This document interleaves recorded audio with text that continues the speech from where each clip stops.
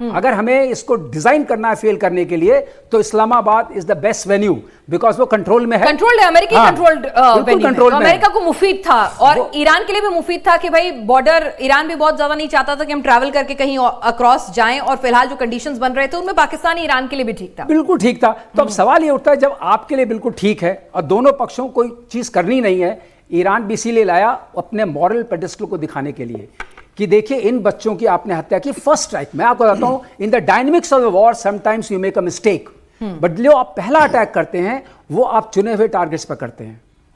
हम सारे लोग जानते हैं, अगर मैंने पहला अटैक किया पाकिस्तान पर तो that was on the terrorist centres, हमें पता था। दूसरा अटैक किया, हमारा प्लान्ड अटैक है, तो किसी हमने हताहत नहीं किया, किसी जन हानि नहीं हुई, उसका मतलब आप जब हम इतने प्रिसाइज अटैक कर सकते हैं, हाँ, तो फिर अमेरिका के पास तो हमसे ज्यादा ही ताकत होगी ना हथियारों की। ये जो उन्होंने किया ये साबित करता है कि आपने अनप्लान्ड तरीके से किया। और मैं बहुत आश्चर्यचकित हूं एज ए मिलिट्री मैन कि इतना पावरफुल कंट्री, इतनी रिसोर्सेज, इतने सैटेलाइट इमेजरी, साइबर आपके पास है, आपके पास इलेक्ट्रॉनिक वॉरफेयर के मैकेनिज्म्स हैं, CIA का वो है, मोसाद का है, आप ऐसी बड़ी गलती कैसे कर सकते हैं?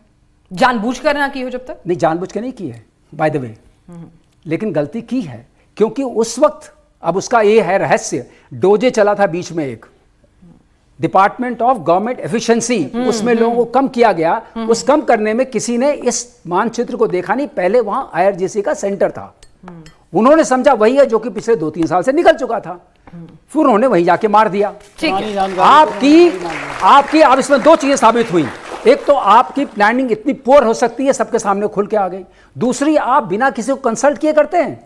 आपने कांग्रेस तक को आपने कंसल्ट नहीं किया। देखिए इतने प्रेसिडेंट्स रहे हैं, ये कहना चाहते हैं मैं सारे प्रेसिडेंट से अच्छा हूं। लिंडन जॉनसन ने वियतनाम पर अटैक किया था, उन्होंने AUMF किया, authorisation to use military force. चलिए बाद में नेक्स्ट टाइम इसमें हम नेक्स्ट में आते हैं, क्योंकि जैसे आपको भी यहाँ चर्चा में शामिल करूंगी, क्योंकि सर जो है, सर युद्ध जो हमारे अभी तक तीनों पैनलिस्ट के पास हम गए हैं, हमें कंक्लूजन यही नजर आ रहा है कि भाई ये युद्ध तो यहाँ रुकता हुआ नजर नहीं आ रहा।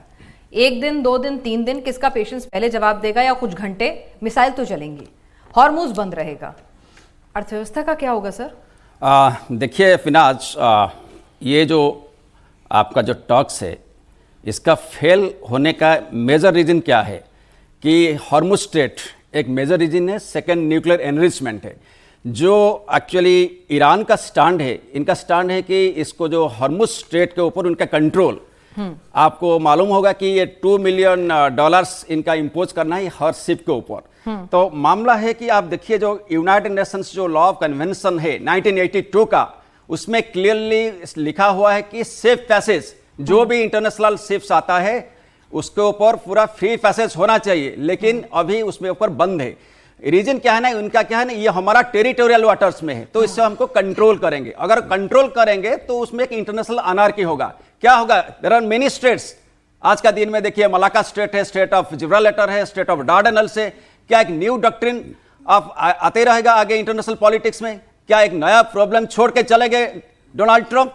तो ये सवाल है। इसके बाद में देखिए जो एनर्जी क्राइसिस हो रहा है, क्योंकि आप देखिए 20% ऑफ ऑयल, 20% ऑफ गैस जो ग्लोबल रिजर्व से वही रास्ते में पास होता है, लेकिन ये 20% ऐसे मत सोचिए, ये 80% ऑफ एशिया का 80% जो ऑयल, 80% गैस वही से आयात होता है। अगर ये नहीं आयात हो पाएगा प्रॉपर्ली तो इसके ऊपर इकोनॉमिक इंपैक्ट होगा। कैसे होगा? आप देखिए, पहले पेट्रोकेमिकल इंडस्ट्री, इसके बाद आपका जो है फर्टिलाइजर से वही से आयात होता है 35%। आप देखिए एग्रीकल्चरल सप्लाई चेन टूट सकता है, इसके बाद फार्मास्यूटिकल सप्लाई चेन टूट सकता है, इसके बाद आपका देखिए हीलियम वही से आता है, आपका जो सेमीकंडक्टर सप्लाई चेन भी टूट सकता है, इसके बाद आपका देखिए कॉटन एंड फार्मास्यूटिकल इंडस्ट्री हो गया, टूरिज्म हो गया, ये सारे सेक्टर्स के ऊपर इंपैक्ट होगा। और सारे सेक्टर्स के ऊपर इंपैक्ट होता है तो आपका क्या आगे होगा? इकोनॉमिक क्राइसिस होने वाला है। अगर इकोनॉमिक क्राइसिस होगा, आपका रिसेशन हो सकता है और ग्लोबल इकोनॉमिक क्राइसिस हो सकता है।